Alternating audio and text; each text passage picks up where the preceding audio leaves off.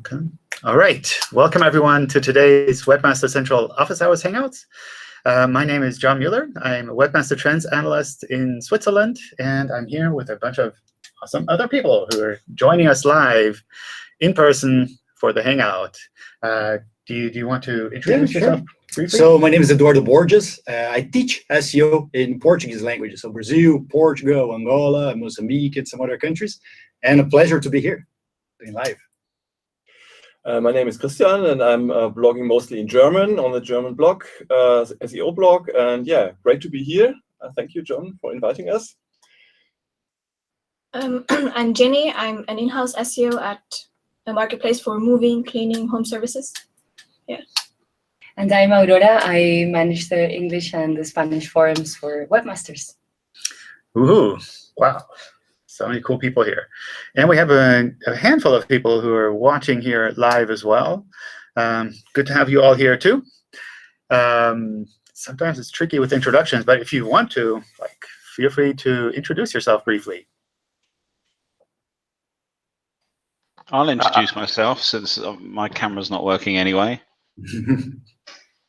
I'm Rob. I own Experience Days, who's had the worst Google issue in John's career. There you go.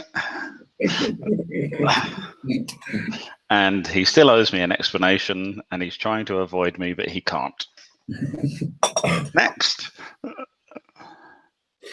Hey guys, I'm Mihai. I have an SEO agency here in Romania. I also participate on the Webmaster forums, and I've also created the search analytics for Sheets add-on for Google Sheets, if anyone has used it before. Yeah, that's about it. Hi, I'm William from Taiwan. I'm working as SEO in a travel platform. I have to manage 7 languages and lots of questions about John. Lots of language issues, HIFM, indexing, and problems that I have to be solved. Next. Hi, I am Saidul from Sydney. I work for an online marketing agency named RealClicks.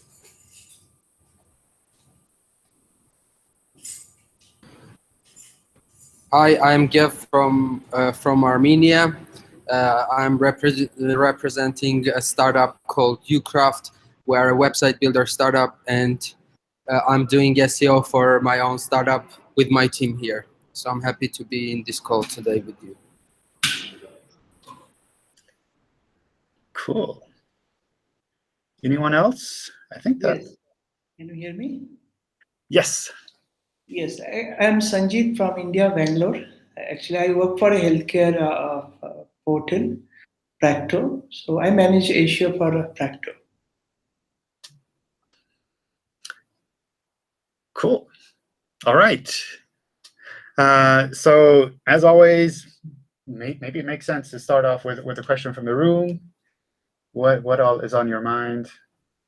What should we talk about today? Yes, nothing. So I do have questions about RankBrain. RankBrain. Yeah. Okay. Okay. So question is, I want to try to identify the difference between SEO in Portuguese and SEO in English in terms of RankBrain. So for example, we have a word like cookie. In Brazil, you can say cookie like 3 different words for that. Bolacha, biscoito, bolachinha, biscoitinho. So a big variation here. So I'm trying to understand if the algorithm for RankBrain works the same way in English.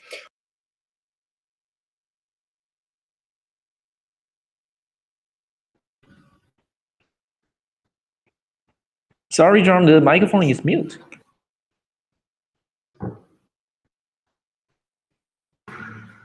We can't hear you. I think someone muted you. Yeah, someone just muted. Good? Okay. So someone might have accidentally clicked the wrong button. Let's start over. Okay. My question again is regarding RankBrain. I want to know the difference between Portuguese and English languages. So for example, in Brazil, if you want to say cookie, you can use 4 different words to say exactly the same thing. And when like a client or a student wants to optimize their page for that, he asks me, okay, so should I put like the bolacha and biscoito, which is both words in the like the URL, the title, and all this stuff, or should I just trust Google RankBrain that he's going to identify that and just show the user what is right? We know that RankBrain knows how to do that, right? In theory, but I want to see the difference between Portuguese and English. Like the database, is it as big in Portuguese as in English? Like the percentage of the searches? I don't know. So I think in general, we do try to recognize when things are synonyms, which we try to do automatically. So it's not that someone is like writing all of the words that they know in these languages and saying this matches this one and this matches that one. It's more a matter of our systems learning this over time. Okay. And that's something that sometimes you notice when a new word comes into the vocabulary where it becomes really popular and everyone uses that word for this specific topic. Then you see in the beginning it's treated as something completely separate, and then over time it learns that actually this belongs to this other word or this other topic. So that's something that is learned over time. It's not that we have like a specific database where we say this is how many words we have and how we treat them. So, and between the languages? Between the languages, it's trickier because we tend not to have a direct link between the languages where we see like someone is searching in one language and we think we should show them content from another language. We tend not to do that. I think it might be tricky with places like Latin America where you have, like maybe you have Spanish, but it's not the same Spanish as you have in Spain. And in those cases, we will probably try to learn those as synonyms because we see they have their browser set to Spanish and they're using them interchangeably, so probably we will learn that. I think with regards to what to put on the pages, that's something you almost need to think about your target audience. Like how do they search? What do they want to find on the pages? What makes them comfortable when they go to that page? Is it like want this particular writing of the way, or do they search for a different type of writing? Because ultimately, from the SEO side, we do try to figure out which ones belong together. And sometimes that works, but if we see that a user is searching explicitly for one version and we know your page has that version, then that's already a good thing. And if they go to your page and they see, oh, this is what I was looking for, then it's also a good sign that indirectly we could pick up on over time. So would you say it's a good practice to use both synonyms in the page? If you see that people that you're targeting are using both of them, then that might be an option. Yeah. You know why I'm asking? Okay, so São Paulo, we say bolacha. Rio de Janeiro, we say biscoito. And both are trying to buy cookies. I think that can be fine, yeah. Putting both in the page. I think that can make sense, yeah. Okay. Yeah. I think you have to be careful that you don't go off into the kind of typical SEO keyword stuffing thing where it's like, oh, I will put plural and singular and like all of the different variations of the words on a page, because that doesn't really help. But like just being direct and saying like, this is what people are searching for, this is what I offer, I think that's okay. Cool. Thank you. Yeah. Anything else on your mind? I've got two little questions concerning the upcoming speed update. Speed update. Yes, okay. in July. And I would like to know when exactly it will begin to roll out. And second question is, what is a page speed or loading time that is enough for not getting worse rankings? I don't think we announced an exact date. Mm-hmm. So that's something you probably have to watch out for on Twitters, and like suddenly everyone will go crazy online. Yes, but I think with speed, it's something that you don't just turn on in one day. You have to work on it over time, and then when it's ready, like your site is faster. We don't have a specific metric that you can focus on where we say this is the number you need to get to this this particular area, mostly because we think that you shouldn't just focus on one number. You should look at the overall picture, and maybe look at the different tools that have different kind of focus areas for speed. Okay. And it's a bit different than the other speed update that we did in general. I don't know, maybe like 7, 8 years ago, where there's no differentiating between like fast and slow. It's more of a gradual scale. So the faster you can make your pages, the more we can take that into account. And it's not so much that it's like it's too slow or it's fast enough. Okay, so gradual improvements can help me with my rankings. A little bit. Yeah. Okay. Yeah. Cool. Anything in your mind so far? It's a bit a different topic. Okay. I mean, there's been a lot of talk about search, like voice search, and people searching for queries like near me. And I've noticed, or I found a website in the US, and they added near me into every URL and also on a page. And I mean, it seems to work for them. But how feasible is that? And like, if suddenly everyone adds near me in the URLs, I mean, that's a bit weird, I guess.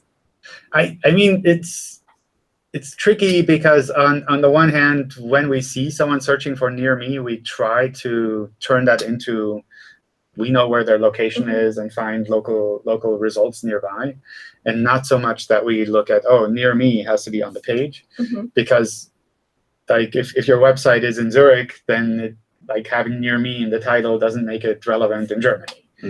And that's something where I suspect there might be some things where you can get some value out of having near me in the titles, but it makes more sense to really be explicit about your locations on your pages directly. So to have the addresses on there, to have the Google My Business listing, so that we really know when someone searches near me, that means near this particular location in Zurich or wherever, and then we can find the websites and businesses nearby.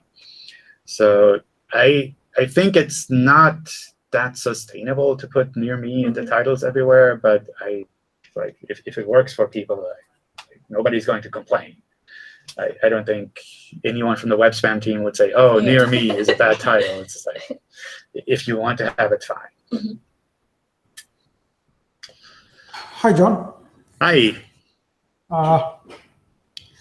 We have faced a problem with one of our websites recently. The problem is we got a message from Google Webmaster Tool that we have a malware on our website. We got the message on 14th of June. So when I got the message, they gave me a sample URL which has the issue, and that URL actually one of our landing page which we created for our PPC marketing, and that is actually a one-page landing page, and it has a link to our main website. So I removed the link and fixed it.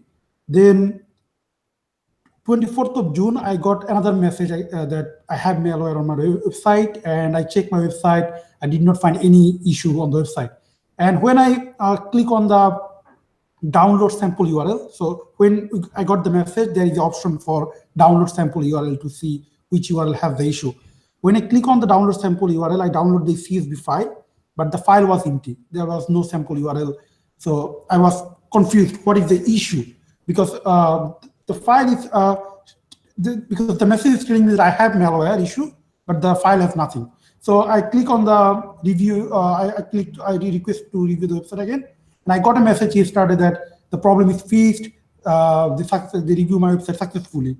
But today I got a message again. I got the same message again that I have issue malware on my website. I click on the sample URL option, I download the file, and file is empty. So what is the issue getting this message? I suspect the malware type thing that is flagged there is the uncommon downloads. Is that possible? Does it say something like that? No, we didn't find anything because I searched everything on the website. We didn't find any script, anything like this. There is no redirection, nothing. Okay. So one really, well, I don't know, really common. So one thing I've seen recently is the uncommon download warning that we have with regards to, I don't know, problematic URLs that we found on a website, and we alert webmasters about that in Search Console too. Uncommon downloads basically just means we haven't been able to check the files that were downloaded. And we show a warning to users when it's completely new. So if it's a new download that you have on your website, a zip file or some executable or something that is really new, then that might be flagged like that.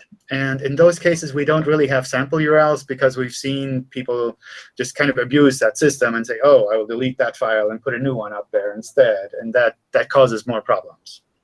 But we don't have any file on our website like this. No downloadable file on the website.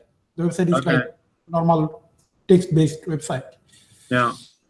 So what also might be the case is that there's something problematic with the security of the website in general, that someone else has placed files there, which might be a bit harder to kind of spot, because sometimes they're very tricky in that they cloak things from the webmaster and they hide the log files.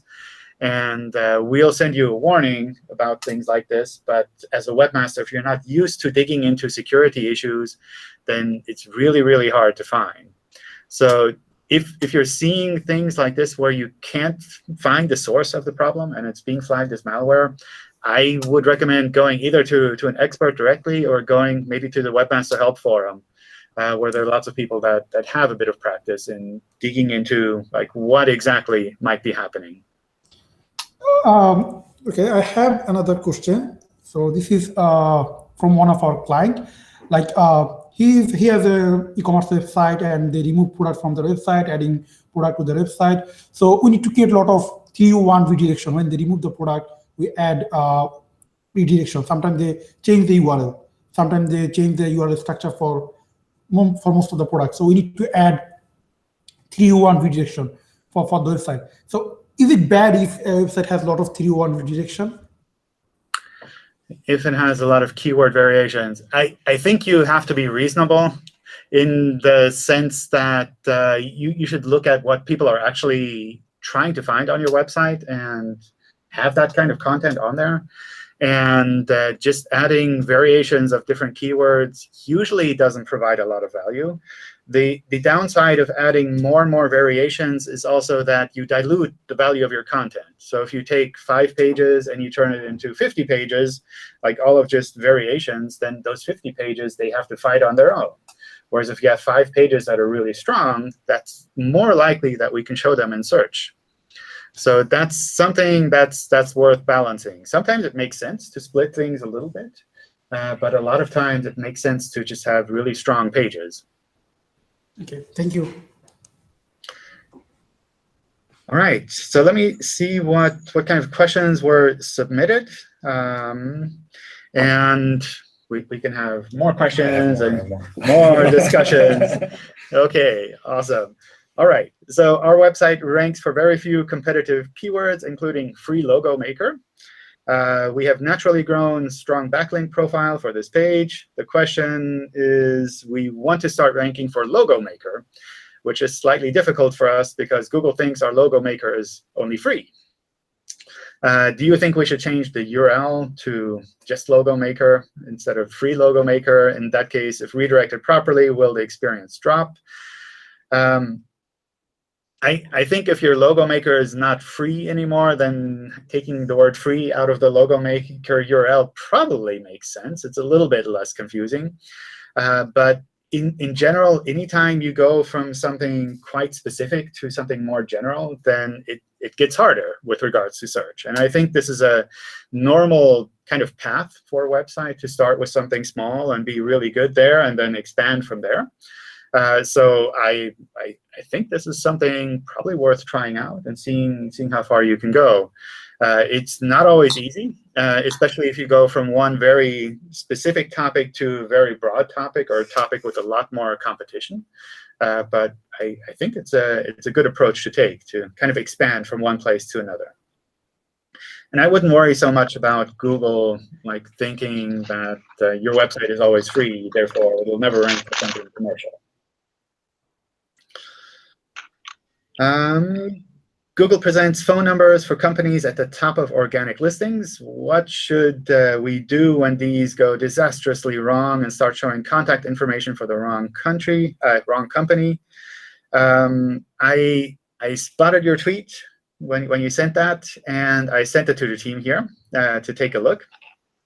In general, I think there's a feedback link on all of these search elements, so you can also let us know that way. If this is your company, then you can give us information about that, I think through structured data, where you can tell us which phone number you want to have shown. But if it's not your company, then obviously you can't change their website. So that's a bit trickier. Thank you for doing that, John. Appreciate it. My chat site, the word chat an awful lot. Can a keyword stuffing penalty cause a site to be demoted for a particular term?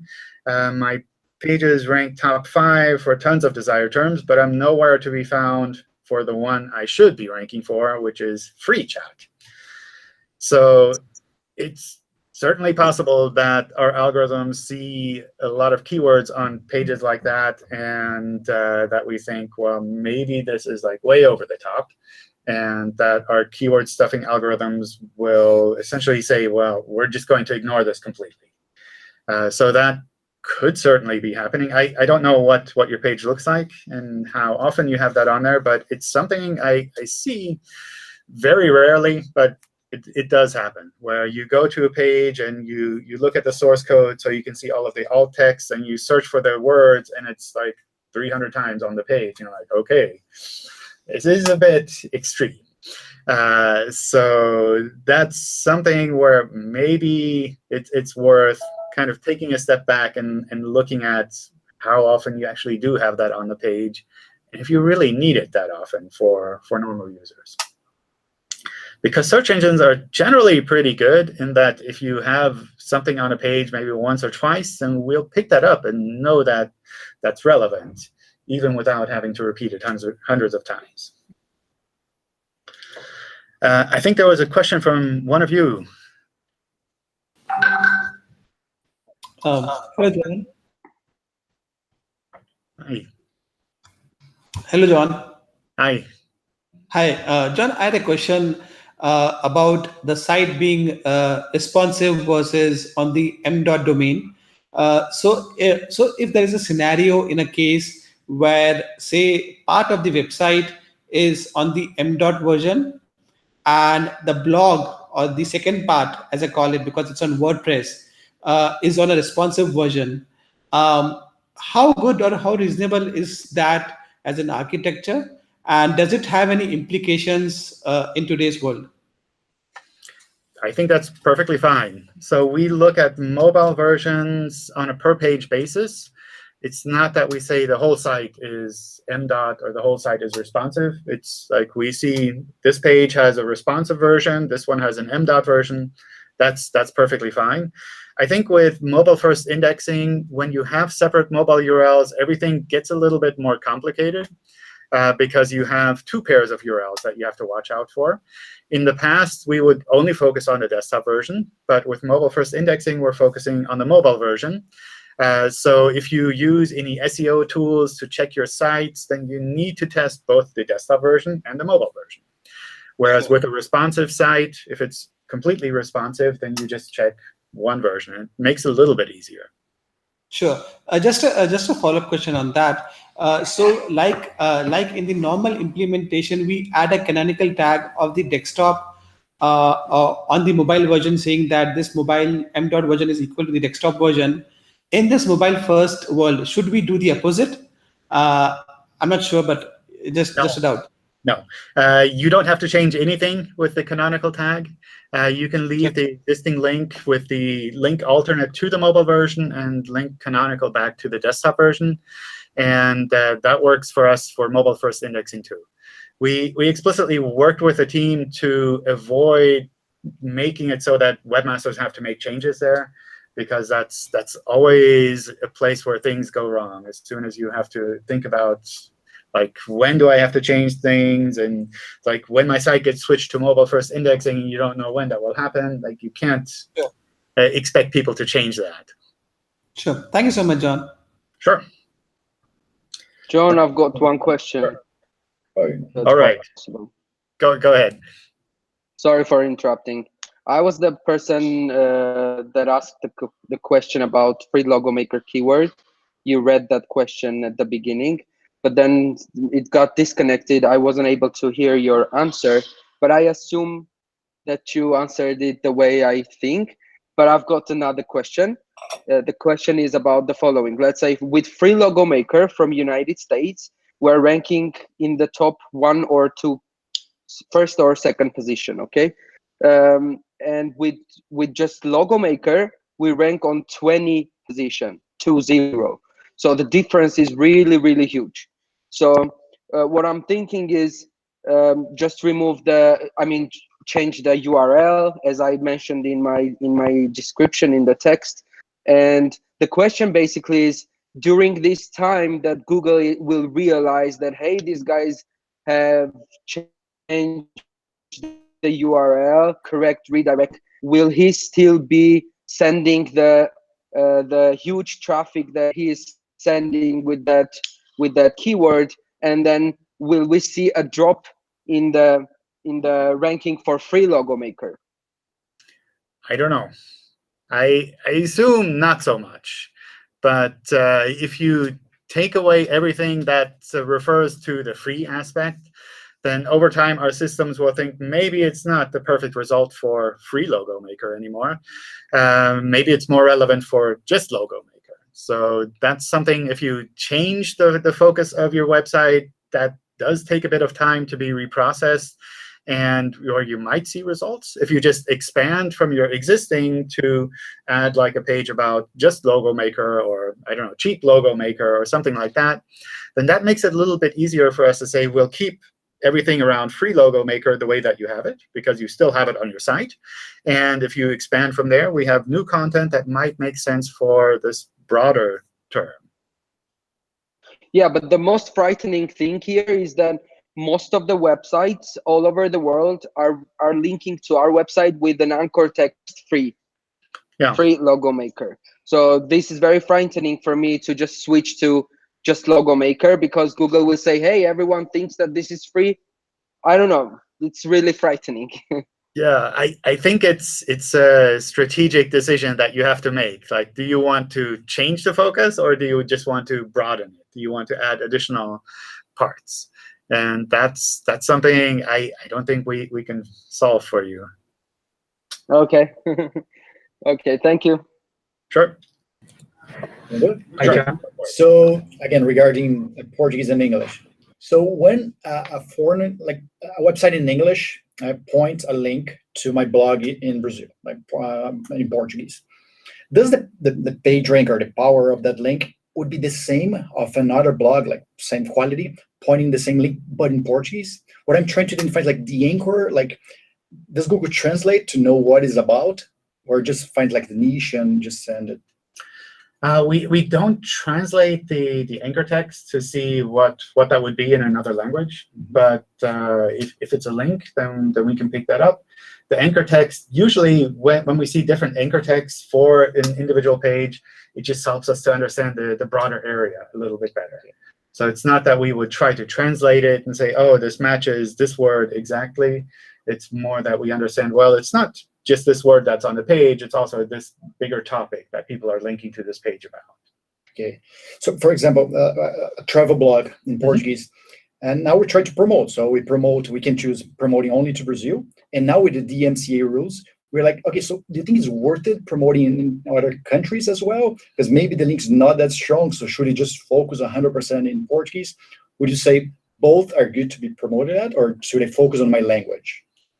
I think it's fine to promote it where you think people are that would like to go to your website. But for SEO reasons, you think would the balance? I wouldn't worry too much about that. Okay. No. I think that should just work. Cool. Anything else from your side?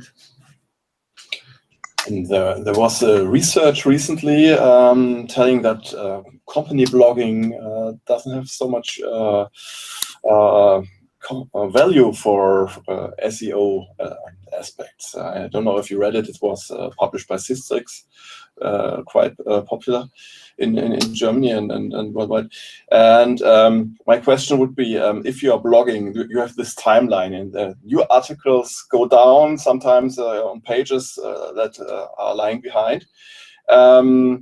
So they are not directly accessible from the homepage, and so the internal linking is weakening over time for these blog articles. Is this a problem concerning rankings in Google? If I have a very old blog article that's maybe on page 25 in my blog timeline, or is it okay? I think that's okay. Yeah. I don't see it. So I didn't see this article. Mm-hmm. It sounds like it was on the Systrix company blog. Mm-hmm. So that would be kind of, I guess, almost ironic if they say. That's good. I don't know. But in general, I think having a presence online that provides a little bit more context around what you do is always a good idea. Mm-hmm. And it's not necessarily that you need to promote your core business all the time like that, but it gives people a little bit a bit bigger understanding of what the company is like, what they're focusing on, what they're thinking about, maybe some background information. And with all of that, gives some things that make it possible for people to find, like the blog or some general information about the company through search as well. So it's maybe not driving so much traffic for their core keywords that they're focusing on, but more for just like everything kind of around that business, which I think can have a little bit of value as well. Okay. And you don't have to do everything just for SEO reasons. That's right. I think if you have a good company blog and it's interesting for people and it helps your customers to build a better relationship with your company, then that's fantastic. Yeah. Like, even if there's no SEO benefit at all. Yes. It's a great place to place your updates, for example. We do that all the time. And course, users appreciate it. So yeah, you do it for the users and in this way, and not for SEO in the first place. Exactly. Yeah. Okay. Yeah. I think if you can do something to kind of build that bond with your users so that they appreciate your company, they search explicitly for your company, that you don't have that much of a problem that you need to rank for the generic keywords because people are saying, well, I really want to go to this company for this topic, then they'll find you automatically in search. Okay. All right. Could you, just on that topic, I see a lot in any of the forums I go on and people I try and help, that they seem to separate blog from website as if they're two different things altogether. They're not even remotely related. But can you just address the kind of facts in terms of a blog is just a website with pages. It's not, there's no, apart from maybe the CMS that might be different because you're using an off-the-shelf system. If you could address what the difference is, if any, but I keep telling people it's just a web page, just do what you would do. Yeah, that's perfectly right. Yeah. So that's something I do hear every now and then, like, should I do a blog or should I do a website? And for us, it's just a URL and it has content on it. And the technology behind it is totally up to you. A lot of the blog setups are done in a way that they just work for search. They work really well. They have feeds. They have, a lot of times they have standard themes that just like make it possible for us to crawl them very easily, to find the content on them. So it's a very simple way to put content out there. So I definitely wouldn't shy away from using a blog instead of like a traditional HTML website, because in the end, we look at those pages and they have the same content, and it's the same thing for us. We don't have a kind of a classifier in search that says, oh, this is a blog, therefore we should not treat it as important as, I don't know, handcrafted HTML page. I also don't think users really differentiate. If they're searching for something, they want to see like the content. They don't care like what the technology is behind it. All right, thanks. Hey John, so since everyone talking about some context around the links, so I have one query regarding that one. So we have this PR agency and we do a lot of announcement around our product, brands and everything. So they at times they reach out to the media outlets and they publish it also. So at a one time itself, we might be having a lot of uh, news stories are around our brands and everything, and sometimes they link to us also. So is there kind of to worry, like, I mean, if we're having a too much of links coming from those different publication websites, so is it kind of problematic, or is it like okay? So we try to ignore links from things like press releases, because we know in general companies put the press releases out themselves. So any links in there are essentially placed by themselves. But if these links happen and they're out there, it's not something you need to worry about, because you can't really take them all back. I just wouldn't rely on kind of press releases as a strategy for building up links for a website, because like I said, we do ignore most of those. Sure. Thank you. Hey, John, what about niches where people are using techniques to grow their backlink profile, like black hat techniques? Is there a way I can just, I don't know, do something so I can, like, my good content goes rank against those? I don't know. So I guess there are different aspects there. One thing you could do is, if you see people doing something really problematic, you can tell us in the web spam report form, so that the web spam team can take a look. That's something that I think makes sense and is really useful for us too. If we get these reports and we can take action on them, or at least if we can learn that there's this bigger pattern of things that we're doing incorrectly or not catching correctly, that's also useful for us to kind of look at the bigger patterns. But otherwise, I would mostly just focus on what you would normally do. So it's always, I think, kind of tricky, and it's worrisome when you see your competitor doing something bad and they're ranking above you, and you're like, oh, Google is like falling for their stupid tricks. Mm-hmm. But instead of focusing so much on what they're doing, I would really just kind of spend that time on your side, because everything that you do on your website is sustainable. It's something that lasts over time.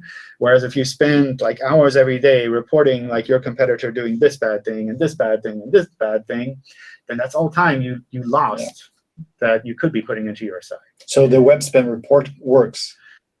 It works. It works. So it's not the case that the web spam team takes these reports one by one and like always just like blocks that site completely. We do take a look at a lot of those reports, and a lot of times we see that the algorithms already ignore those tactics. And sometimes we see that something is still slipping through, and sometimes we see that there's a bigger pattern of things that we need to take action on.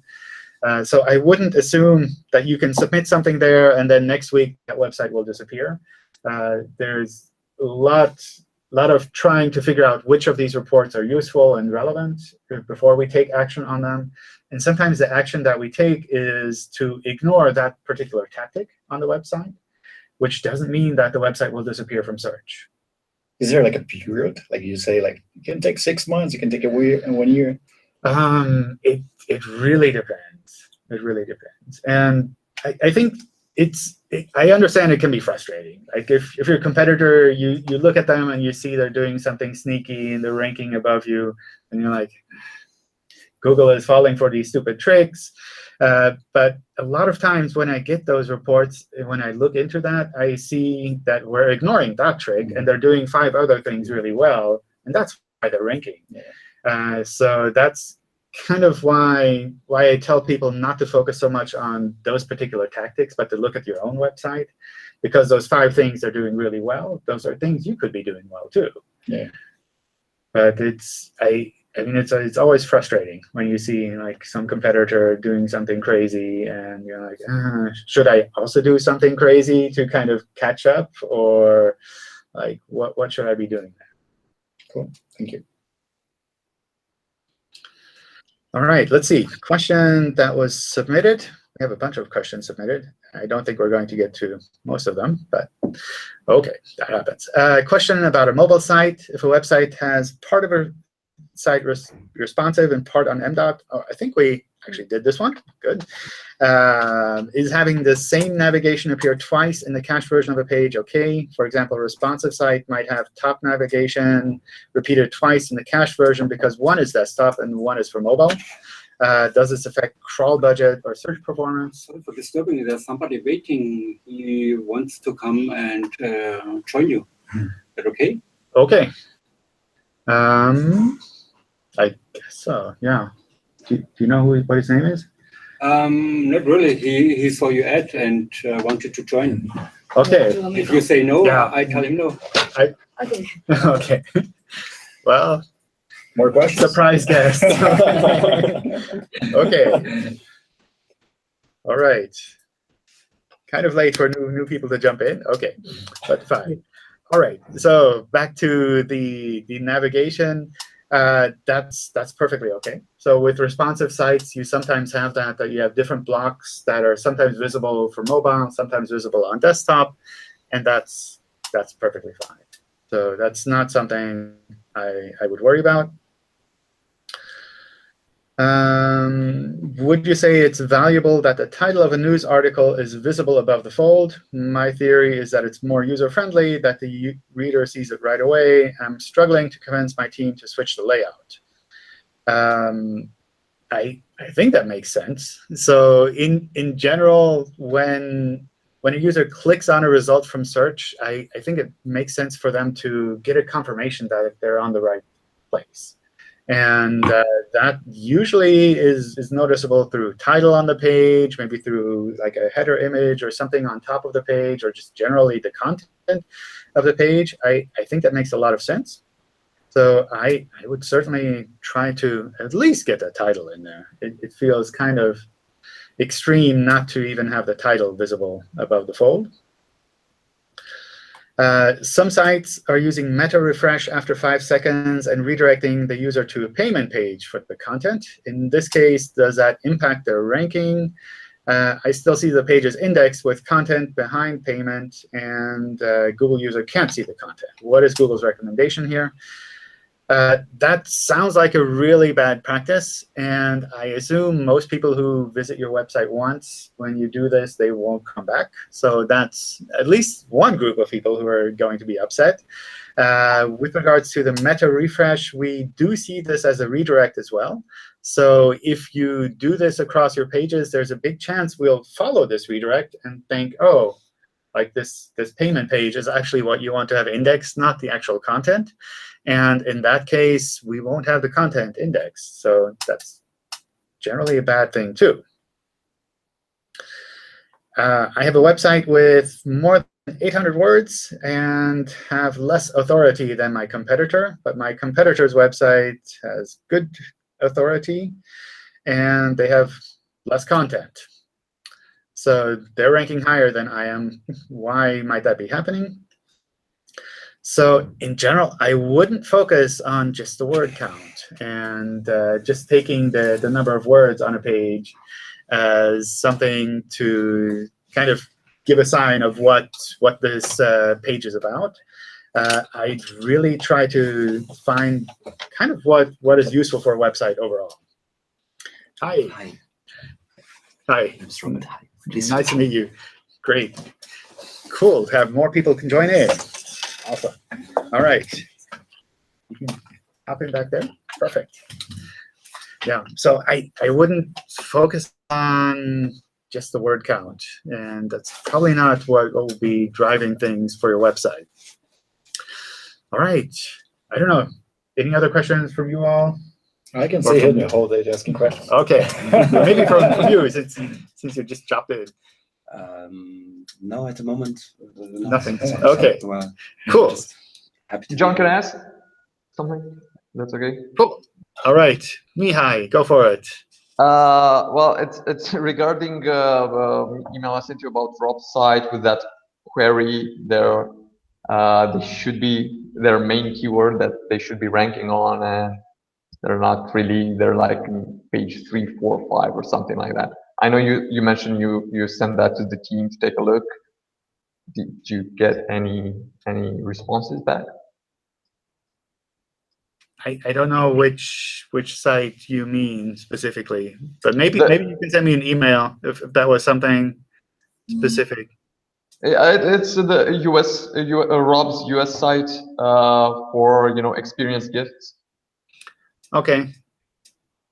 Right, and since January they went from like position 5-6 to page 5-6 all of a sudden, and that was pretty weird.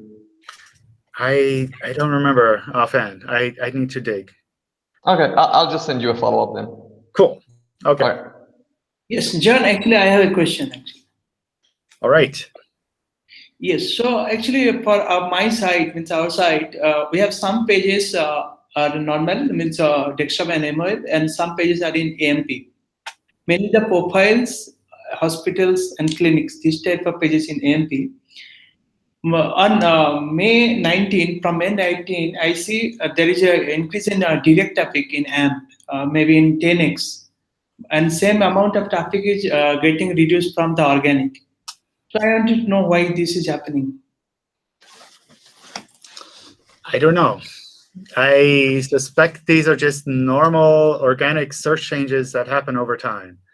So these kind of shifts, they can happen from time to time where we update some algorithms or tweak some settings on our sites based on what we think is more relevant for users. So that kind of change can happen over time. It's not that we would have like a specific date. For the most part, we say, oh, on May 19th, we will change this setting, and all websites have to change things slightly like this. It's really just that these are normal organic changes that happen over time. No, actually, I want to say that this is happening for AMP analytics. So when I see the analytics report in AMP from May 19, sudden increase in direct traffic. But for AMP direct, actually, generally, it's organic. Actually. I don't know. It might also be that there's something happening on the analytics side specific to that traffic, but I don't know how they're doing that. John, I've got one question. Okay. The question is about site speed and the page speed tool that we all use every day. So our whole ecosystem, including our website, ucraft.com, is hosted on the Google Cloud. And basically, when I do the page speed test, page speed is telling, hey, decrease your time to first byte metrics. But basically, I have spoken to Google Cloud team. They are telling that they cannot decrease that time to first byte metrics, and they're telling that's just because of the fact that Google Cloud is redirecting the traffic from one place to one place according to their load balancers, and it's like it requires for Google Cloud to requires 150 milliseconds at least in order to redirect the traffic to the correct place. But then page speed is telling decrease that to 100. So I just want to understand how to take care. Yeah, I think that's always tricky, and you sometimes have to take these reports with a grain of salt. For the speed update, we're looking at different kinds of metrics, including some that are kind of calculated, like the page speed insights or the Lighthouse reports, but also some that are based on what users actually experience. And if you're looking at things overall, and it's like this one particular metric is just the one that you want to tweak a little bit more, then my guess is you're probably on the good side, and it's not something that you really need to worry about. It's something that might make sense to look at in the long run. But if you can't change that metric at all, and if you're talking about 150 milliseconds or 100 milliseconds, and that's a really small amount compared to what it takes to completely load and render a page, which might be multiple seconds. So I assume that kind of a difference wouldn't be something that you'd need to worry about. Okay, thank you. Sure. you had another question, right? Or you just have millions of questions? Yeah, millions. But I'll ask one here. It's not very technical, to be honest. What do you think about teaching kids SEO? Like, what's your personal take about that? Like in school or things like that, like part of their education. I think it's interesting because it involves different kinds of topics as well. So what I've sometimes done is gone to middle schools or high schools to talk about search in general. And I found that always really insightful because you see how kids search, and it's very different than how I would search, where they type like whole sentences and questions in. And that part is interesting for me. And I think that also shows that they have a slightly different mindset. But what I also find really important is to teach them how search works with regards to things like keywords in general, how a search engine might think a page is really relevant, but actually that's just because those words are on a page. It doesn't mean that it's the correct answer. So if you, I don't know. So we have some example sets of pages that we create for kind of talking with kids. And we give them these pages, and we say, well, for this search, it's like capital of Switzerland.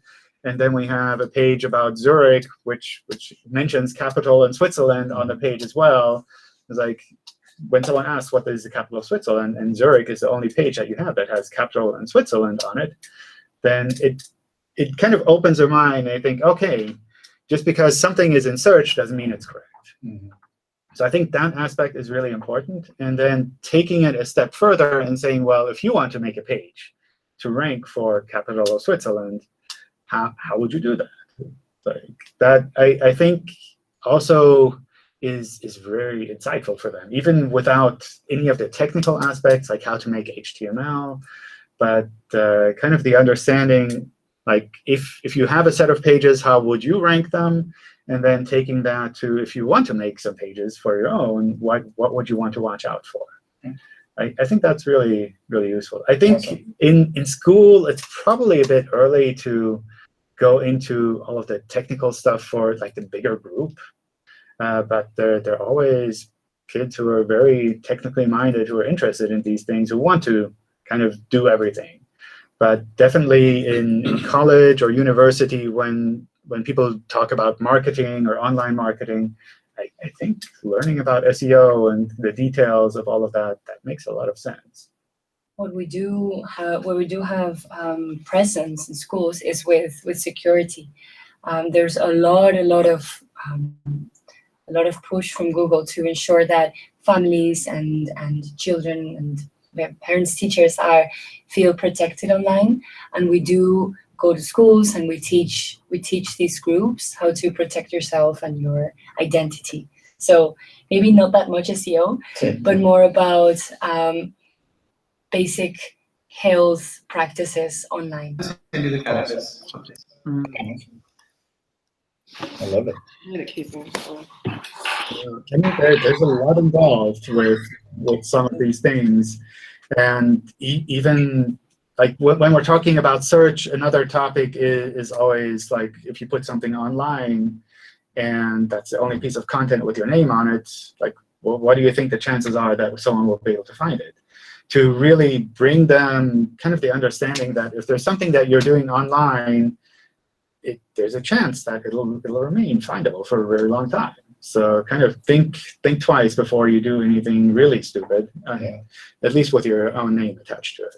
Yeah.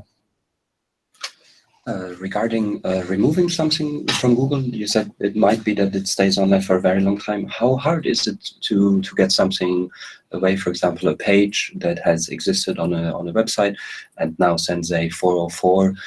Before that, it has been indexed. The search and results page still shows the old snippet. And despite the server sending the 404, it keeps showing up. What is the suggested procedure? We have a URL removal tool that you can use. You can submit that exact URL to us and say, this page has now been removed. Mm-hmm. And usually within a couple of days, we will take that out of the search results. It's sometimes tricky because there are sometimes many different URLs that have or had the same content. So if you remove one exact version, and maybe there's a version with dub or with like a parameter or different upper lower case, then maybe that version will show up suddenly. So you still have to watch out and maybe remove those over time as well if you see that they keep coming back. It's a lot harder, I found, when the content is on other people's websites. So if it's a news article with your name on it and you remove the original source and maybe you cleaned up the problem, and not all websites are interested in removing like all of the content on them. And that's something that is not something that we can really change from Google side. I think within Europe we have the right to be forgotten, which helps with names at least. But when it comes to company names or when it comes to more generic terms, that's very hard sometimes. To be particular, what happened here is a colleague of mine made a site and unfortunately got hacked. It's an architect site, and during the time of the hack, it was redirected to some online shop, and then they got rid of the hack. And during the hack, they had a 303, so basically to direct the traffic, and this happened about 30 months ago, and still, if I looked it up last night, the SERP does still show the result with the website's name of the architects, and then right after that by shorts, by shoes from this other company, despite them also having done the removal in the Search Console, apparently he told me last night, and also having used the removal tool, and the page in question also is sending a 404. And, yeah, if you can have a look. Yeah, later we can take a quick look. Yeah. But that was. I think it's tricky when a site was hacked and we have the title that was different. Like you don't want to remove the homepage because the homepage is very important. And if the title just shows a part of the hack, then that just takes a while to be reprocessed.